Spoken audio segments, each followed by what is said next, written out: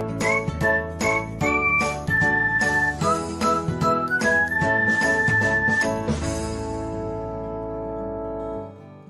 everyone, welcome back to another episode of Technologyglance.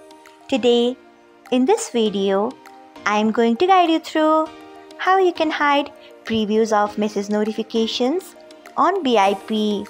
So, let's get started. Firstly, open BIP app in your device. Then tap on three lines icon. Next, tap on settings.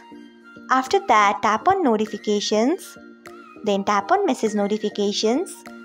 After that, you can see the option of importance. Turn off it by tapping on it. Next, tap on save.